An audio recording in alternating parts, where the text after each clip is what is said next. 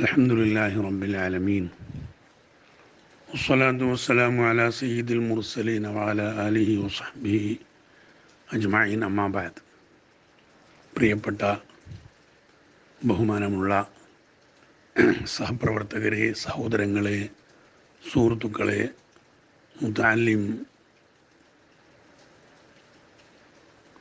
മുതഅല്ലിംകളെ, അതുപോലെ മറ്റ് ശ്രോതാക്കളെ, നാം നേരത്തെ പറഞ്ഞു വെച്ചത് ബഹുമാനപ്പെട്ട ഷെയ്ഖുന ഇ കെ ഹസൻ മുസ്ലിയാർ ഖദ്ദസല്ലാഹു സിർറഹുൽ അസീസ് മഹാനവർകൾ ഇരുമ്പ് ചോലയിൽ നിന്ന് ഏതാനും മാസങ്ങൾ മാത്രമാണ് അവിടെ നിന്നത്. അവിടെ മുതഅല്ലിമീങ്ങൾ കൂടുതലുള്ളത് കൊണ്ടും നാട്ടുകാരിൽ മൊത്തത്തിൽ എല്ലാവർക്കും വേണ്ടതുപോലെ മറ്റ് കാര്യങ്ങൾ ചെയ്തു കൊടുക്കാനുള്ള അവരുടെ അസൗകര്യം കാരണമായും മുതഅല്ലിമീങ്ങളുടെ ചില വിഷയത്തിൽ നാട്ടുകാർക്ക് താങ്ങാൻ പറ്റാതെ വന്നപ്പോൾ അവരും ഉസ്താദുമായി ചർച്ച നടത്തി. അങ്ങനെ ഒരു രാത്രി വളരെ ദീർഘനേരം കമ്മിറ്റി പ്രതിനിധികളും ഉസ്താദുമായി ചർച്ച നടന്നു. രാത്രി 12 മണി കഴിഞ്ഞപ്പോൾ ആ ചർച്ച അവസാനിക്കുകയും അവിടെ നിന്ന് പിരിഞ്ഞു പോരാൻ തീരുമാനിക്കുകയും ചെയ്തു. അതിൻ്റെ ദിവസങ്ങൾക്ക് മുമ്പ്, അഥവാ എൻ്റെ ഒരു അനുഭവം പറയാണ്, ആ ചർച്ച നടക്കുന്നതിൻ്റെ ഒരു 2 ആഴ്ച മുമ്പേ എനിക്ക് രാത്രി ഭക്ഷണം തന്ന ചെലവ് കൂടിക്കാരെന്ന് പറയും, എനിക്ക് ഭക്ഷണം തന്ന വീട്ടുകാർക്ക് അസൗകര്യം കാരണം പിന്നെ എനിക്ക് രാത്രി ഭക്ഷണം ഇല്ലാതായി. ഉസ്താദ് പറഞ്ഞു, അത് കുഴപ്പമില്ല, നമുക്ക് 2 ആൾക്കും കൂടി എൻ്റെ ഭക്ഷണം കഴിക്കാം. അങ്ങനെ ഉസ്താദിന് രാത്രി ഭക്ഷണം കൊണ്ടുവന്നാൽ അത് ഉസ്താദ് കഴിച്ചിട്ട് പിന്നെ എന്നെ വിളിച്ച് എനിക്ക് തരാറാണ് പതിവ്. ചിലപ്പോൾ ഉസ്താദിൻ്റെ കഴിക്കും. അപ്പോൾ രാത്രി ചിലപ്പോൾ ഉസ്താദിൻ്റേതായ സ്വന്തം കാര്യങ്ങളും കർമ്മങ്ങളും ഒരു പക്ഷേ ദർസ് തന്നെ ഉണ്ടാകും. അതെല്ലാം കഴിഞ്ഞിട്ട് കുറച്ച് വൈകിയായിരിക്കും ഭക്ഷണം കഴിക്കാം. അതുവരെ ഞാൻ കാത്തിരിക്കണം. ഈ ചർച്ച നടന്ന ദിവസം ഭക്ഷണം കൊണ്ടുവന്ന് വെച്ചിട്ടുണ്ട്. അത് ഞാൻ പോയി നോക്കി. നല്ല സുപ്രയിൽ അട്ടിപ്പാത്രത്തിൽ ഭക്ഷണം കൊണ്ടുവന്ന് വെച്ചിട്ടുണ്ട്. ഉസ്താദ് അത് കഴിക്കുന്നതിന് മുമ്പ് ചർച്ച ആരംഭിച്ചതാണ് കമ്മിറ്റിക്കാരുമായി. അങ്ങനെ സമയം നീണ്ടു എല്ലാവരും ഭക്ഷണം കഴിച്ച് അവരവരുടെ ചെലവ് കുടികളിൽ നിന്ന് തിരിച്ചെത്തി 2ാം ദർസിലിരുന്ന് ഓതുന്നു, പാടുന്നു, പഠിക്കുന്നു. അതിൻ്റെ ഇടയിൽ ഞാൻ ഈ മേലെ നിന്ന് താഴോട്ടിറങ്ങുന്ന പള്ളിയിലെ കോണിയുടെ മേലെ പടവിലിരിക്കുകയാണ്. എപ്പോഴാണ് ഉസ്താദ് കോണിക്ക് മുട്ടുക എന്നെ വിളിക്കാൻ വേണ്ടി ഭക്ഷണത്തിന് നിന്ന് കാത്തുകൊണ്ട്. അങ്ങനെ ഈ ചർച്ച വല്ലാതെ നീണ്ടു. അവസാനം കമ്മിറ്റിക്കാരുമായി തെറ്റിപ്പിരിഞ്ഞ ശേഷം മുതഅല്ലിമീങ്ങൾ വിളിച്ചിട്ട് കോണിക്ക് മുട്ടി ഉസ്താദ്. അപ്പം ഞാൻ ഇറങ്ങി വന്നു. അതോടൊപ്പം പിന്നെയും മുട്ടി. അപ്പം മുതഅല്ലിമീങ്ങൾ പ്രധാനപ്പെട്ട ആൾക്കാർ ഇറങ്ങി വന്നു. അപ്പോൾ അവരോട് പറഞ്ഞു, എല്ലാവരും ഇന്ന് രാത്രി ഇപ്പം ഇവിടുന്ന് പോകാൻ തയ്യാറാകണം. നമ്മൾ ഇവിടെ നിന്ന് മറ്റൊരു സ്ഥലത്തേക്ക് ദർസ് മാറുകയാണ്. ഈ ദർസ് ഇവിടെ മുന്നോട്ട് കൊണ്ടുപോകാൻ കഴിയില്ല. അതുകൊണ്ട് എല്ലാവരും അവരവരുടെ പെട്ടിയും കിതാബും തുണിയും കുപ്പായവും ഒക്കെ എടുത്തിട്ട് ഒരുങ്ങിക്കൊള്ളണം.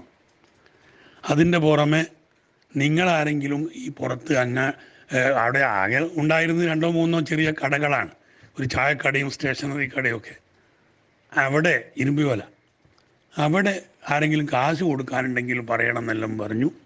ചുരുക്കത്തിൽ കടക്കാരെ രാത്രി സമയത്ത് വിളിച്ചുണർത്തി കൊണ്ടുവന്ന് ഉസ്താദിൻ്റെ നിർദ്ദേശപ്രകാരം അവർ കട തുറന്ന് അവരുടെ അക്കൗണ്ട് ബുക്കുകൾ എടുത്ത് ഉസ്താദിൻ്റെ അടുത്ത് വന്ന് അവർക്ക് മൊത്തം മുതഅല്ലിമീങ്ങൾ കൊടുക്കാനുള്ള കാശ് മുഴുവനും ഉസ്താദ് കൊടുക്കാമെന്ന് ഏൽക്കുകയും ചിലർക്കൊക്കെ കൊടുക്കുകയും ചെയ്തു. അങ്ങനെ രാത്രി സമയത്ത് അപ്പോൾ ഒരു 12:30 മണി കഴിഞ്ഞ് കാണും. ഉസ്താദ് എന്നോട് പറഞ്ഞു, ഇനി ഇവിടുത്തെ ഭക്ഷണം നമുക്ക് ഹലാലാവൂല, അതുകൊണ്ട് നമുക്ക് ഇൻഷാ അല്ലാഹ് പുറത്തു പോയിട്ട് പിന്നീട് രാവിലെ ഭക്ഷണം കഴിക്കാമെന്ന് പറഞ്ഞു. ഞാനാണെങ്കിൽ വിശന്ന് ഒട്ടിയ വയറുമായി. പക്ഷേ ദർസ് എല്ലാവരും കൂടി നിർത്തി ജാഥയായിട്ട് ഇങ്ങനെ പോവുക എന്ന് പറഞ്ഞാൽ ചെറിയതായ കാലത്ത് അതൊരു സന്തോഷമായിട്ടൊരു തുള്ളിച്ചാടിയ അനുഭവം. അതുകൊണ്ട് വിശപ്പൊന്നും ഓർമ്മ വന്നില്ല. അങ്ങനെ ആ രാത്രി സമയത്ത് ഈ ഉസ്താദിൻ്റെ പിന്നിലായിക്കൊണ്ട് ബഹുന്യരായ ഷെയ്ഖുന ഉസ്താദ് അവറുകളുടെ പിന്നിലായിക്കൊണ്ട് ബഹുമാനപ്പെട്ട മഹാന്മാരായ വലിയ വലിയ ഉസ്താദുമാർ അന്നത്തെ ദർസിലുള്ള, അതിൽ ബഹുമാനപ്പെട്ട കെ അബ്ദുറഹ്മാൻ മുസ്ലിയാരുണ്ട്, അതുപോലെ സെയ്ദ് മുസ്ലിയാരുണ്ട്, അതുപോലെ കൊട്ടപ്പുറം ഉസ്താദുണ്ട്. ഇങ്ങനെ തുടങ്ങിയിട്ട് മഹാന്മാരായ ഒരുപാട് വലിയ ഉസ്താദുമാരും താഴേക്കിടയിലുള്ള എന്നെപ്പോലെയുള്ള ചെറിയ മുത്താലിമ്യങ്ങളുണ്ട്. പെട്ടിയും ഒക്കെ തലയിൽ വെച്ച് ആ ഇരുമ്പ് ചോല നിന്ന് അങ്ങനെ നടക്കുകയാണ് തലപ്പാറയിലേക്ക്. കാരണം അന്ന് റോഡിൽ മറ്റേ ചെയ്തിട്ടുള്ള റോഡിൻ്റെ പണി നടക്കുന്ന സമയമാണ്. തലപ്പാറ വലിയ ജാഥയായി നടന്നു. അപ്പോൾ സമയം തലപ്പാറ എത്തുമ്പോൾ ഒരു 1:30-2 മണിയായിട്ടുണ്ടാകും. അങ്ങനെ ഉസ്താദ് എന്ത് ചെയ്തു, മുട്ടിയാറക്കൽ ശുഹദാക്കൾ ചെന്ന് സിയാറത്ത് ചെയ്തിട്ട് തിരിച്ചു വന്നിട്ട് വരുന്ന അപൂർവമായിട്ട് അന്ന് കാറുകളും ബസ്സുകളും ഒക്കെ രാത്രി വരുള്ളൂ. അങ്ങനെ വരുന്ന എല്ലാ വാഹനങ്ങൾക്കും ഉസ്താദ് കൈ കാട്ടും. പക്ഷേ കാറുകളൊക്കെ വന്നിട്ട് ഇങ്ങനെ സ്ലോ ആക്കി വരും. ഞങ്ങളെ കാണുമ്പോൾ സ്പീഡ് കൂട്ടിയിട്ട് പോകും. കാരണം വല്ല കൊള്ളക്കാരോ അല്ലെങ്കിൽ ഈ ഖബർസ്ഥാൻ എഴുന്നേറ്റ് വന്ന ആളുകളോ, കാരണം വെള്ള വസ്ത്രം, താടി, തലപ്പാവ്, പെട്ടി ഇതൊക്കെ ആയിട്ട് ഇങ്ങനെ റോഡ് സൈഡിൽ നിറയെ ആളുകൾ രാത്രി 2 മണിക്കാണ്. ഒരു വാഹനം നിർത്താൻ തയ്യാറാവില്ലല്ലോ. അങ്ങനെ കുറേ സമയം കഴിഞ്ഞപ്പോൾ ഒരു 3 മണി കഴിഞ്ഞപ്പോൾ ഉസ്താദ് പറഞ്ഞു, ഒരു കാര്യം ചെയ്യാം, നമുക്ക് അല്പവും കൂടെ നടക്കാം ചേളാരിയിലേക്ക്, എന്നാൽ നിങ്ങൾക്ക് എല്ലാവർക്കും വിമാനം കാണിച്ചു തരാം എന്ന് പറഞ്ഞു. അപ്പോൾ അതെല്ലാവർക്കും ഒരാവേശമായി. ചേളാരി ഒരു എയർപോർട്ടുണ്ട്. ഇപ്പോഴത്തെ തലമുറക്ക് അത് അറിയില്ലെങ്കിൽ ചേളാരി ഒരു എയർപോർട്ടുണ്ടായിരുന്നു, ബിർള കമ്പനിയുടെ. അവിടെ എന്നും രാവിലെ 7 മണിക്ക് ഹിന്ദു ദിനപത്രവുമായി ഒരു ഫ്ലൈറ്റ് വന്ന് ഇറങ്ങാറുണ്ടായിരുന്നു അക്കാലത്ത്. അപ്പോൾ ഉസ്താദ് പറഞ്ഞു, നിങ്ങൾക്കൊക്കെ രാവിലെ വിമാനവും കണ്ടിട്ട് നമുക്ക് കോഴിക്കോട്ടേക്ക് കയറാം. അങ്ങനെ ചേളാരിയിലേക്ക് ഉസ്താദിൻ്റെ പിന്നാലെ ജാഥയായി ഞങ്ങൾ കൂരിരുട്ടത്ത് നടന്നു. അങ്ങനെ ചേളാരി എത്തിക്കൊണ്ടിരിക്കുമ്പോഴാണ് സുബഹി വാങ്ങ് കൊടുക്കുന്നത്. സുബഹി വാങ്ങ് കൊടുത്തപ്പോൾ ഉസ്താദ് അടുത്ത പള്ളിയിൽ തന്നെ ആ പള്ളി ചെറിയൊരു പള്ളിയുണ്ട്, ആ പള്ളിയിലേക്ക് പോയി എല്ലാവരെയും കൂട്ടി അവിടുന്ന് ജമാഅത്തായി നിസ്കരിച്ചു.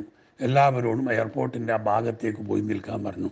എന്നെ വിളിച്ചിട്ട് പറഞ്ഞു, നീ ഇങ്ങോട്ട് വാ, നമുക്ക് ഇന്നലെ രാത്രി ഭക്ഷണം കഴിച്ചിട്ടില്ലല്ലോ, അപ്പോൾ ഇവിടെ ഒരു ചെറിയ മക്കാനിയുണ്ട്, ഇവിടെ ഇപ്പം ചായയും പുട്ടുണ്ടാവും, ചൂടുള്ള പുട്ടുണ്ടാക്കും, അവിടുന്ന് അത് കഴിച്ചിട്ട് പോകാം എന്ന് പറഞ്ഞ് എന്നെ മാത്രം കൂട്ടിപ്പോയി ഞാനും ഉസ്താദും ഓരോ കാലി ചായയും ഓരോ കഷ്ണം പുട്ടും അത് കഴിച്ച് ഞങ്ങളും വന്നു എയർപോർട്ടിൻ്റെ അടുത്തേക്ക്. അപ്പോൾ സമയം ഒരു 6 മണി 7 മണിയുടെ അടുത്തായി. എല്ലാവരും വളരെ ആവേശത്തോടു കൂടി വിമാനം കാണാൻ കാത്തിരിക്കുകയാണ്. അപ്പോൾ 2 പോലീസുകാരും അതുപോലെ കുറച്ച് ഉദ്യോഗസ്ഥന്മാരും മറ്റുമൊക്കെ അവിടെ പരിസരത്തുണ്ട്. അങ്ങനെ കൃത്യസമയത്ത് വിമാനം പറന്നു വരുന്നു. ജീവിതത്തിൽ ആദ്യമായി ബഹുമാനപ്പെട്ട ഉസ്താദാണ് നമ്മളെ വിമാനം കാണിച്ചത്. അന്ന് വിമാനം ഇറങ്ങിയപ്പോൾ അതിൻ്റെ അടുത്തോളം പോകാം. ഇന്നത്തെ മാതിരി അത്ര ബന്ധവസോ പ്രശ്നമൊന്നുമില്ല. അന്ന് ഈ തീവ്രവാദമോ അല്ലെങ്കിൽ ഒരു ബോംബ് പൊട്ടിക്കലോ അങ്ങനത്തെ സംഗതികളൊന്നും അന്ന് അവിടെ ഇല്ലല്ലോ. അങ്ങനെ വിമാനത്തിൻ്റെ അടുത്ത് ചെന്ന് വിമാനം തൊട്ട് നോക്കിയവനാണ് ഞാനൊക്കെ അന്ന്. അത് കഴിഞ്ഞ് ചേളാരിയിൽ നിന്ന് കോഴിക്കോട്ടേക്കുള്ള ഒരു ബസ്സിൽ എല്ലാവരെയും കയറ്റി ഉസ്താദും പെട്ടിയും കിതാബടക്കമുള്ള കയറ്റിയിട്ട് കോഴിക്കോട് ബസ് സ്റ്റാൻഡിലെത്തി. കോഴിക്കോട് ബസ് സ്റ്റാൻഡിൽ നിന്ന് ബഹുമാനപ്പെട്ട ഉസ്താദ് എല്ലാവരെയും ഒരു ഭാഗത്ത് നിർത്തിയിട്ട് അവർക്ക് ചായയും നീന്തറപ്പഴവും കോഴിമുട്ടയും, എൻ്റെ ഓർമ്മ ശരിയാണെങ്കിൽ, പലപ്പോഴും ഉസ്താദ് പറയാറുണ്ട്, നിങ്ങൾ ബസ് സ്റ്റാൻഡിൽ നിന്നും പബ്ലിക് സ്ഥലത്തു നിന്നൊക്കെ ചായ കഴിക്കുകയാണെങ്കിൽ അവിടെ നിന്ന് എണ്ണക്കടികളൊന്നും വാങ്ങി കഴിക്കരുത്, മറ്റ് കടികളൊന്നും വാങ്ങി കഴിക്കരുത്. നീന്തറപ്പഴവും കോഴിമുട്ടയും അത് നമ്മളെ കൈകൊണ്ട് തൊലിച്ചിട്ട് കഴിക്കുന്നതായതുകൊണ്ട് അതിൻ്റെ ഉള്ളിലുള്ളത് വിശ്വസിച്ച് കഴിക്കാം. അന്ന് ബഹുമാനപ്പെട്ട ഉസ്താദ് ഉള്ള അക്കാലത്ത് കോഴിമുട്ടയിൽ അല്ലെങ്കിൽ പഴത്തിലൊന്നും മരുന്ന് കുത്തി വെക്കുന്ന കാലമല്ലല്ലോ. ഇപ്പം ആണെങ്കിൽ ഉസ്താദ് പറയും അതും കഴിക്കണ്ടെന്നാണ് എനിക്ക് തോന്നുന്നത്. ചുരുക്കത്തിൽ അങ്ങനെ അവിടെ വെച്ച് എല്ലാവർക്കും ചാഴയും നീന്തറപ്പഴവും കോഴിമുട്ടയൊക്കെ വാങ്ങി തന്നു. എല്ലാവരെയും അവിടെ നിർത്തി. ഉസ്താദ് ഒരു ടെലിഫോൺ ക്യാബിനിൽ കയറി ശംസുലുലമക്ക് വിളിച്ചു, വിവരം പറഞ്ഞു. അങ്ങനെ ഹലുവ ബസാറിൽ വിളിച്ചു. അവിടെ ഒരാളോട് ഏതോ ഒരു മുതലാളിയെ വിളിച്ചതാണെന്നറിയില്ല, ഇനി എന്തോ ആകട്ടെ, ഒരാൾ ക്യാഷുമായിട്ട് ഓട്ടോറിക്ഷയിൽ വന്നു. ഉസ്താദ് ക്യാഷ് വാങ്ങി അവിടെ ഇരുന്ന് ഒരു സ്ഥലത്ത് ഇരുന്നിട്ട് ഓരോരുത്തരെയും ഞങ്ങളെ വിളിച്ചിട്ട് എവിടെയാണ് പോകേണ്ടത്, ഓരോരുത്തരുടെ ബസ്സിന് എത്ര ചാർജാണ്, ആ ബസ്സിൻ്റെ ചാർജും അതിൻ്റെ പുറമെ സമയം കൂടുതൽ വൈകുന്നവരാണെങ്കിൽ അവർക്ക് ഇടയ്ക്ക് വെച്ച് ഭക്ഷണം കഴിക്കേണ്ടി വന്നാൽ അതിനുള്ള കാശും അതിൻ്റെ പുറമെ വീട്ടിലെത്തുമ്പോൾ കുട്ടികൾക്ക് മുട്ടായി വാങ്ങാനുള്ള കാശും കൂടെ കൊടുത്തു. ചുരുക്കി പറഞ്ഞാൽ അതിൽ തിരുവനന്തപുരത്ത് പോകേണ്ടവരുണ്ട്, മംഗലാപുരം പോകേണ്ടവരുണ്ട്, കാസർഗോഡുണ്ട്, കേരളത്തിൻ്റെ മിക്ക ജില്ലകളിലും പോകേണ്ട ആളുകളുണ്ട്. അവർക്കൊക്കെയും ബസ് ചാർജും ചെലവിനുള്ള കാശും വീട്ടിലേക്ക് കുഞ്ഞനിയന്മാർക്ക് മിഠായി വാങ്ങാനുള്ള കാശും കൊടുത്തിട്ടാണ് ബഹുമാനപ്പെട്ട ഉസ്താദ് അവർകൾ അവിടുന്ന് എല്ലാവരെയും അഡ്രസ്സ് ഒരു ബുക്ക് വാങ്ങി, നോട്ട് ബുക്ക് വാങ്ങി അത് രേഖപ്പെടുത്താൻ ആളെയാക്കി അങ്ങനെ രേഖപ്പെടുത്തി എല്ലാവരെയും ഇനി ഇൻഷാ അല്ലാ എവിടെയാണ് ഞാൻ ദർസ് തുടങ്ങുന്നത് അവിടെ നിങ്ങൾക്ക് കത്തയക്കും. ആ കത്ത് കിട്ടുന്നതിനനുസരിച്ച് നിങ്ങൾ വന്നാൽ മതി എന്ന് പറഞ്ഞിട്ട് എല്ലാവരെയും യാത്ര അയച്ച ശേഷമാണ് ബഹുമാനപ്പെട്ട ഉസ്താദ് അവർകൾ ആ ബസ് സ്റ്റാൻഡിൽ നിന്നും പിരിഞ്ഞത്. സുബ്ഹാനല്ലാ. അതിൻ്റെ ശേഷം പിന്നീട് ഉസ്താദ് ദർസിന് വേണ്ടി ചെല്ലുന്നത്, ദർസ് ആരംഭിക്കുന്നത് പാലക്കാട് ചെന്നിട്ടാണ്. പാലക്കാട് വലിയങ്ങാടി പോലീസ് സ്റ്റേഷൻ്റെ അടുത്തായിട്ടുള്ള വലിയങ്ങാടിയിലെ മുഹീദ്ദീൻ ജുമാ മസ്ജിദിൻ്റെനോടനുബന്ധിച്ചുള്ള ദർസിലാണ്. അവിടെയാണ് പിന്നീട് ചെന്നിട്ട് ക്ലാസ് ആരംഭിക്കുന്നത്. ജന്നത്തുൽ ഉലൂം അറബി കോളേജ് എന്നാണ് ആ സ്ഥാപനത്തിൻ്റെ പേര്. ഇപ്പോൾ അതുണ്ടോ എന്ന് പൂർണ്ണമായി എല്ലാവർക്കും അറിയില്ല. ബഹുമാനപ്പെട്ട ഉസ്താദ് ആരംഭിച്ച ജന്നത്തുൽ ഉലൂം അറബി കോളേജിലേക്ക് ചെല്ലാൻ വേണ്ടി എല്ലാ മുത്തഅല്ലിമീങ്ങൾക്കും നേരത്തെ വാങ്ങി വെച്ച അഡ്രസ്സിൽ കത്തയച്ചു. അങ്ങനെ ആ കത്ത് എനിക്കും കിട്ടി, അഥവാ എൻ്റെ അഡ്രസ്സിലും കിട്ടി. അങ്ങനെ പിതാവ് കത്ത് വായിച്ചു. ഇനി എന്ത് ചെയ്യണമെന്ന് വീട്ടിൽ വെച്ച് ആലോചിച്ചു കൊണ്ടിരിക്കുകയാണ്. ഇൻഷാ അല്ലാ ബാക്കി ഇവിടെ ഞാൻ പറഞ്ഞിട്ട് അടുത്തൊരു ക്ലിപ്പിലൂടി പറഞ്ഞിട്ട് ഇൻഷാ അല്ലാ ഞാൻ അവസാനിപ്പിക്കും. അള്ളാഹു മഹാനവറുകൾക്ക് ദർജ ഉയർത്തി കൊടുക്കട്ടെ. അവരുടെ ബറക്കത്ത് കൊണ്ട് നമുക്ക് ഈമാനും ഹിദായത്തും സുന്നത്ത് ജമാഅത്തിൽ അടിയുറച്ച് നിന്നുകൊണ്ട് ദീനിന് ഖിദ്മത്ത് ചെയ്യാനുള്ള സന്മനസ്സും തൗഫീഖ് തൗഫീഖ് ചെയ്യട്ടെ.